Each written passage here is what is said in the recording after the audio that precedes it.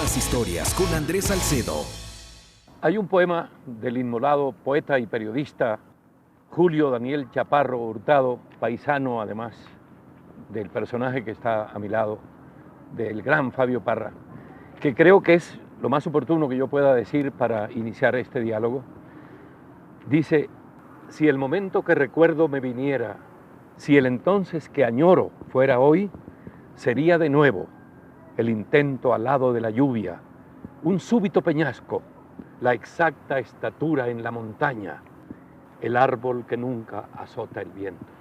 Ese era Fabio Parra, el ciclista que conocimos los colombianos y que se convirtió en el gran héroe del ciclismo nacional en los años 80. Andrés, primero que todo un saludo muy especial para usted, para todos los televidentes de Señal Colombia. Gracias por la invitación. Y pues sí, un poema bellísimo, además de un paisano que recuerdo bastante bien, que recuerdo también a su padre, ya a Héctor Julio, y ahora pues a su nieto, a Daniel. Entonces, complacido de estar aquí. Bueno, yo conocí a Fabio Parra, jovencito, era un muchacho espigado, alto, fibroso, en la Vuelta a Costa Rica. Yo había estado invitado por el Canal 7 y usted llegaba por primera vez a una competencia internacional fuera de Colombia. Nadie había visto en acción a Fabio Parra y lo que yo vi fue lo más parecido a un ciclista europeo, pero nacido en las montañas colombianas. Efectivamente, la Vuelta a Costa Rica, Andrés, fue una de mis primeras vueltas por etapas que hice. Afortunadamente los resultados fueron muy positivos, aunque no logré el triunfo, lo hizo Germán Loaiza. Colombia obtuvo el triunfo y creo que fueron los 4 primeros lugares en esta vuelta. Yo tuve la posibilidad de ganar la montaña, la clasificación general de la montaña, gané 3 etapas y de alguna manera digamos que fue la ratificación de esa duda que había al principio por si seguía estudiando o practicaba el deporte. Es una vuelta que recuerdo bastante y que para mí pues fue fundamental, digamos, en el inicio de mi carrera deportiva. Pero bueno, no fue ningún milagro porque usted desde niño no ha visto sino bicicletas, bielas, manubrios. Sí, mi padre fue ciclista, él compitió en la Vuelta a Colombia del 67, lo llamaban el novato de acero, se ganó ese apodo y ahí digamos fue donde se lo conocieron bien y a raíz de eso pues él digamos que nos infundió el tema del deporte y por eso también nosotros como que seguimos la práctica. Entonces pues toda la vida prácticamente desde los 14 años estuvimos digamos que con el tema del deporte y de la bicicleta. Y tú a tu vez tuviste 3 hijos, pero ninguno de ellos ha seguido la carrera deportiva, ¿o sí? A nivel de deporte no, practican deporte no digamos en forma competitiva, sí hacen deporte los fines de semana, pero más de salud, de recreación.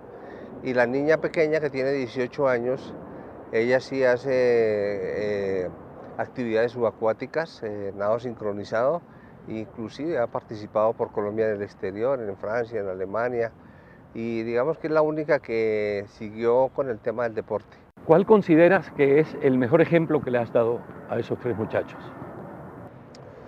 Pues Andrés, yo creo que el ejemplo es como la disciplina, es la constancia, es el buen ejemplo que uno le pueda dar a los hijos en todos los retos que uno se propone y actividades que uno quiere de conseguirlas y sacarlas adelante. Yo creo que ese ha sido como el ejemplo y por otro lado pues creo que pues es la misma imagen que uno ha proyectado digamos a ellos y también digamos a una afición y a un país en general. Pero ¿quién lo creyera? Resulta que este señor, antes de practicar el ciclismo, practicó fútbol y atletismo. Y se habla de que lo veían entre la escuela industrial donde estabas y la plaza de toros. En la primaria, yo estudié en el Colegio Celco de Sogamoso, hice mi primaria. Los días miércoles había la clase de educación física, era entre 11 y 12 del día. En ocasiones el profesor, después de hacernos algunos ejercicios y calentamiento, entonces nos daba la posibilidad de correr. Entonces salíamos desde el colegio a un sitio que se llama El Laguito en Sogamoso y la idea era ir hasta la Plaza de Toros que quedaba como a 2 kilómetros ida y vuelta. Entonces salía todo el curso a ir hasta allá y pues yo lo hacía bien y desde ahí también digamos que me daba la sensación del triunfo, o sea, ya porque llegaba casi siempre en los primeros lugares. Entonces Ahí aprendiste a ganar. ahí aprendí y a motivar, sí, la motivación. ¿Es verdad que te acompañaba mucho Condorito, corredor, en esa época? Sí hubo unos años donde tuvimos la posibilidad de entrenar con él, con otro muchacho ciclista que se llamaba Omar Neira y otros que de pronto no siguieron, pero sí hubo esa posibilidad. Bueno, pero finalmente te decidiste por el ciclismo. ¿Cuándo, en qué momento dijiste tú, no, yo sí tengo madera para llegar a ser ciclista profesional? Supongo que tu papá también vigilaba o seguía muy de cerca tus primeros pasos. ¿Cuándo se produce, cuándo llega ese momento en que Fabio Parra se convierte en ciclista ya serio? Sí, ya pues digamos que había esa duda, ¿no? Porque ellos, o sea, mis padres eran, hay que estudiar, porque hay que ser un profesional, porque hay que luchar la vida. Y por otro lado, había el tema del deporte que pues me iba bastante bien, había resultados buenos. Y ya entonces vino dos carreras importantes que para mí digamos que fueron cruciales. El tema de la Vuelta a la Juventud. Sí, señor. Y la Vuelta a Colombia. La Vuelta a la Juventud yo en un año quedé subcampeón y al año siguiente quedé campeón. Ahí ya me ayudó un poquito a definir un poco esa parte, ese tema, ese asunto, esa duda que había de que sí sería bueno o no sería bueno.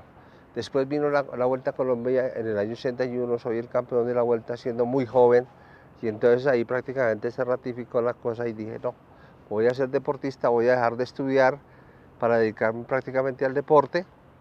Sin embargo, pues digamos que en esa época se corría más por la camiseta que por otra cosa. O sea, ahí no había forma de que uno ganara un dinero, o sea, era difícil vivir del deporte. A mí me comentó alguien que tú te retiraste un poco por saturación también, pero por amor propio, porque tú querías ganar 2 vueltas seguidas para igualar la marca de Cochise. Sí, yo en esa época había ganado Cochise, Ramón Hoyos, antes, claro, ganó varias. y había ganado Rafael Niño, y ya llevan, digamos que varias vueltas ganadas, o sea, llevaban el récord de 4 vueltas, de 5 vueltas. Yo gané el 81, muy joven también, y dije, no, yo hacia la época voy a ganarme 10 vueltas a la Colombia. Entonces, en el año 82 salí con esa ilusión de ganar la Vuelta a Colombia. Desafortunadamente, digo pues desafortunadamente, porque me fui a correr a Europa y cuando regresamos a competir en la Vuelta a Colombia llegamos muy encima de la vuelta. O sea, no hubo un acomodamiento nuevamente de estar en Europa y llegar aquí y no llegamos como en la mejor condición. Entonces ese año iba bien hasta faltando una etapa, iba de segundo y dije en el último día puedo ganar la vuelta porque era una etapa entre Honda y Bogotá, y había la posibilidad de ganarla. Sin embargo, me pasó algo curioso y fue que ese día mi organismo no estaba como debía ser y en lugar de atacar eso me sentí mal y perdí puestos. Entonces yo en ese momento me sentí como frustrado y dije, no quiero más ciclismo. Y entonces fue cuando tomé esa decisión, dije, no, me pongo a estudiar y no quiero más deporte. Si seguimos repasando cronológicamente tu carrera, llegamos al año 85, que es definitivamente un hito en tu vida. Te pones la camiseta blanca del Tour de France, ganas, ese que es uno de los renglones más codiciados por todo ciclista en un Tour de Francia. Sí, ¿Con quiénes competiste en la montaña? En el año 85 entonces inicia ese proceso, prácticamente ya se consolida el proceso de Colombia en Europa a nivel de participar en grandes carreras. Y en Vuelta a España, en Tour de Francia, los resultados fueron excelentes. En el Tour ese año, pues yo creo que todos recuerdan el triunfo de Lucho en la montaña, se gana 2 etapas, yo gano la camiseta como mejor neoprofesional, o sea, el corredor que va por primera vez al Tour. Gano etapas, entonces pues también fue una gran satisfacción en ese momento y digamos que se ratificó eso que toda la gente esperaba ya en Europa, que era que el ciclismo era grande, ¿sí? El ciclismo de Colombia. Sí, señor. Y en esa época pues estaba Indurain, sí, Indurain de pronto estaba iniciando ese proceso, Sí. Greg LeMond, Buño. Un momento importantísimo en esa vuelta a Francia, en ese Tour de France, en la etapa 12º, Lens-Ambercourt, que la ganas, Es la primera etapa del Tour que tú ganas. ¿Qué sentiste cuando subiste al podio? Pues, pues de la verdad, Andrés, uno está ya, o sea, sí uno siente alegría y satisfacción, pero es una cuestión interna que es difícil uno explicarla de pronto. Pero uno pues siente esa alegría y le parece como si fuera imposible que hubiera uno ganado en Europa, sí, eso sentíamos en ese momento. Ya digamos aquí a nivel de Colombia, pues esa euforia que hubo también fue grande y ya cuando nos decían, no, es que en Colombia esto fue la locura porque toda la gente está viendo y todo eso, pues nosotros la verdad ya nunca nos imaginamos que eso estuviera sucediendo. No es que un día antes del Lance Record gana Lucho también Sí, la etapa. claro, Y, exacto. bueno, ustedes hablaban durante la carrera, se hicieron amigos. ¿Cómo era la relación tuya con Lucho Herrera? Sí, no, o sea, una relación, eh, pues primero de compañeros, Sí. de equipo, de representar un país y representar unas firmas, como en ese caso era Café de Colombia, Pilas Barta. Había momentos de que se iba despacio o, o con tranquilidad, entonces uno podía conversar, entonces el francés era muy débil en ese momento, entonces tocaba buscar los compañeros y en ese trámite pues uno conversaba y pues uno charlaba sobre la dureza o de qué, cómo irá la etapa o dónde será lo difícil. ¿Hubo alguna carrera en donde usted hubiera podido decir, la ganó porque yo le di el último empujón? ¿O él, a su vez, hubiera podido Sí, decir lo mismo? hubo etapas donde inclusive coincidimos como una etapa que creo que recuerdan mucho los colombianos, donde llegamos primero y segundo, donde yo pues gané esa etapa y él llegó segundo y pues ya fue una cosa también donde prácticamente pues él había ganado el día anterior y yo pues tenía la posibilidad de ganar, ese día gané yo. Eh, yo había pues atacado primero, él venía de atrás hacia adelante, entonces pues había como esa posibilidad. En otras etapas, pues básicamente esa fue la única etapa que llegamos los dos. Ya otras etapas él ganaba porque su condición física era muy buena, pero sí, pues, Y en 1988, que subes al podio en el Tour de France, ahí sí, yo diría que es, sí, Dios mío, ahí tocaste el cielo con las manos. no, sí, ahí ya es lo máximo porque ya es como es el resultado de un trabajo que uno hace, digamos, 8 meses atrás. O sea, preparándose 8 meses atrás para llegar al Tour de Francia. Entre la preparación física, entre la parte mental, entre la parte física, entre la parte competitiva. Y llegar allá y dice, oiga, el trabajo que hice a lo largo de todo este periodo de tiempo dio resultado y uno se siente pues muy tranquilo y con la conciencia tranquila y con la satisfacción, lógicamente, de que le fue bien, de que hizo bien las cosas por país, Sí. por el patrocinador y que también le va a uno a representar a lo largo, digamos, del año siguiente otro, un nuevo contrato y otra posibilidad. Entonces, pues todo era positivo para en ese momento. Ese año, el 88, también hubo un incidente con una moto que se atravesó en Alpe d'Huez, ¿no? Sí. Ajá. Yo digamos que ya había pues intentado escaparme, venía de atrás hacia adelante, había atacado y tenía la posibilidad de triunfar y las motos se atravesaron por la cantidad de gente, porque el público se cerró mucho, trancaron las motos y por ende me trancaron a mí el paso, entonces no fue tampoco una cosa intencional ni mucho menos. Fíjese, el nombre Fabio Parra despierta consideraciones diversas. Una, hay quienes dicen, yo me cuento entre ellos, que es tal vez el más completo ciclista de ruta que ha dado el país.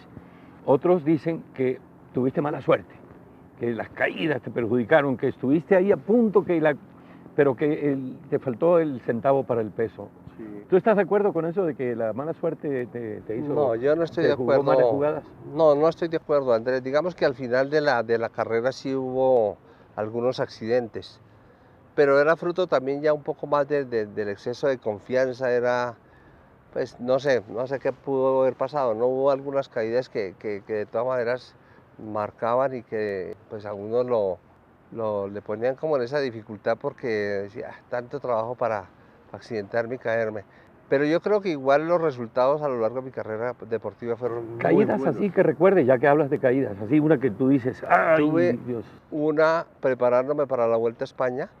¿Allá en España? No, fue aquí en Boyacá, exactamente, en un sitio que se llama Nopsa. Estaba calentando para una contrarreloj. Si ganaba esa contrarreloj, me ganaba la clásica, entonces tenía la opción porque en ese momento era muy bueno en ese tramo.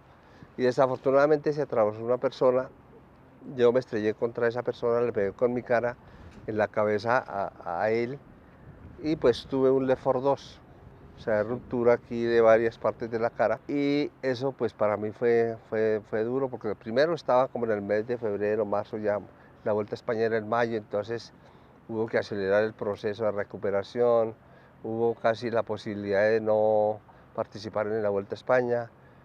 Entonces esa digamos que fue una de las más duras de caídas. Bueno, en tu carrera deportiva yo echo de menos algo que me vas a explicar por qué nunca estuviste en un Giro de Italia. Sí, Yo pienso, pero es una opinión muy personal, que te hubiera ido supremamente bien, porque pienso que se adapta mucho a tu estilo. yo pienso que el Giro, inclusive para cualquier colombiano, se puede adaptar fácil a una posibilidad de un triunfo.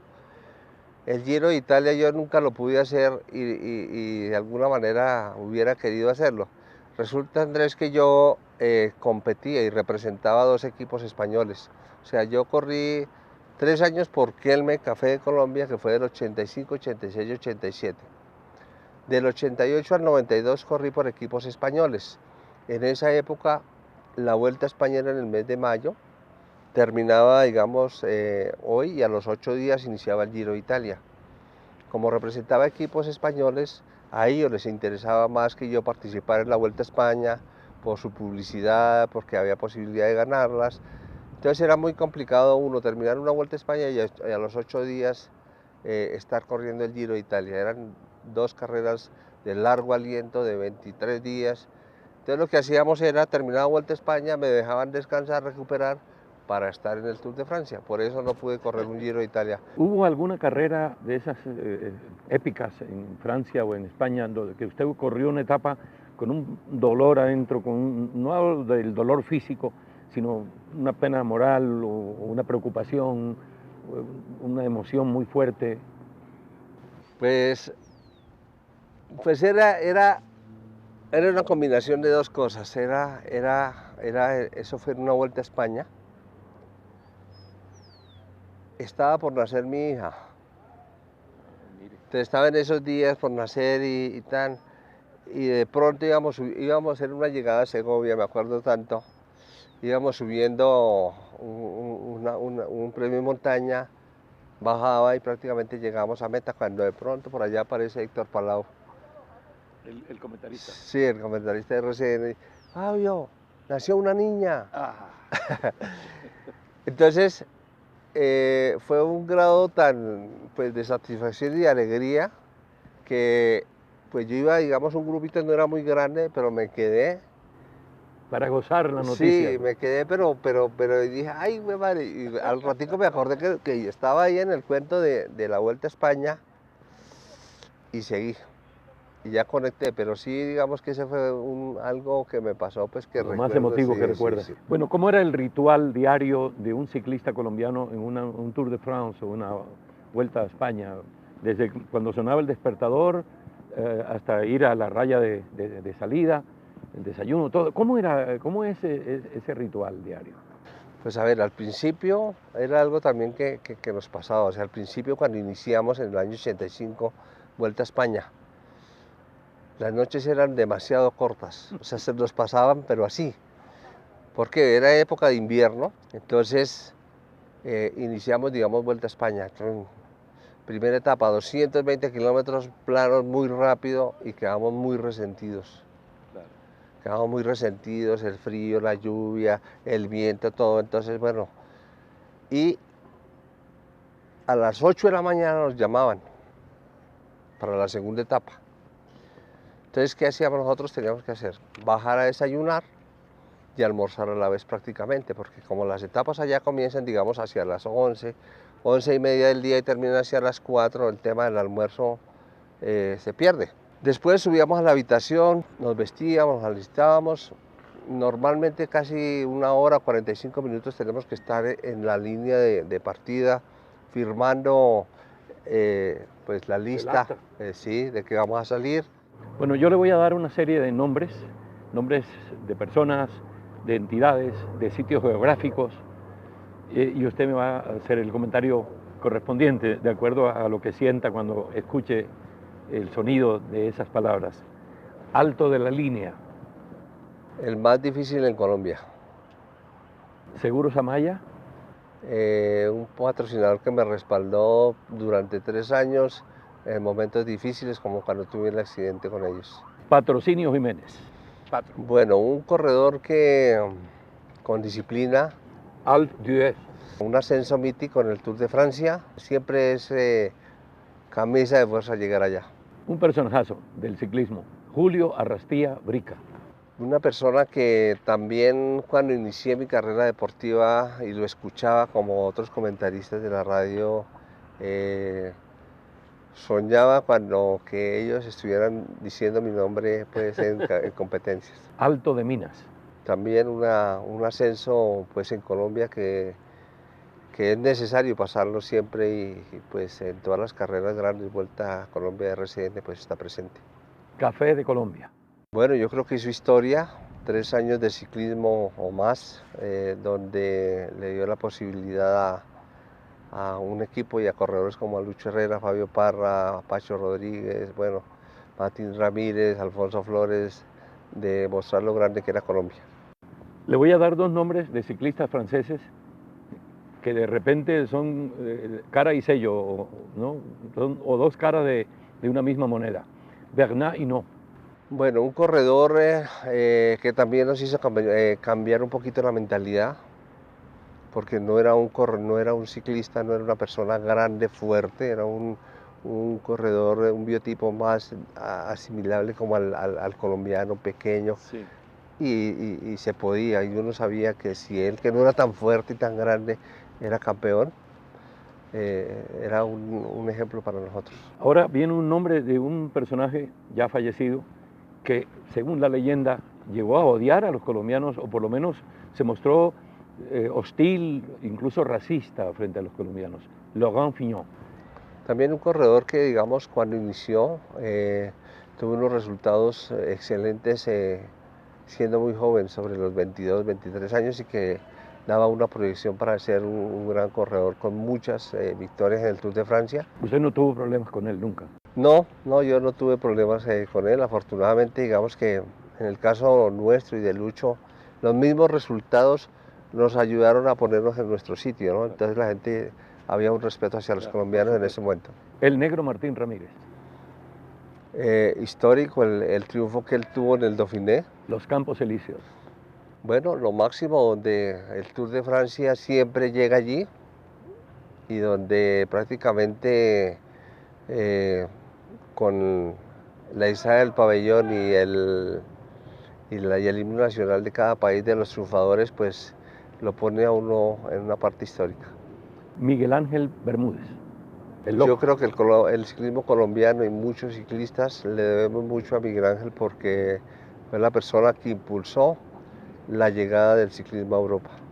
La Panela. No, la panela yo creo que con un pedacito de queso es deliciosa, pero pues en Europa pues sí hacíamos, pero no era tanto como decían que era lo que nos alimentaba, sí. Ahora quiero una opinión bien sincera, bien humana, bien de adentro, sobre Lucho Herrera. Bueno, una persona con sentimientos nobles, con muchos valores, una persona humilde, que de todas maneras, de alguna manera, supo mantener esa imagen positiva que él logró, y que pues de todas maneras en este momento yo creo que el pueblo colombiano, inclusive del exterior, lo recuerdan mucho por sus triunfos. La credencial más importante de este hombre de equilibrada elegancia es el dinamismo que imprime a todo lo que toca. También él pasó por Señal Deportes en La Jugada.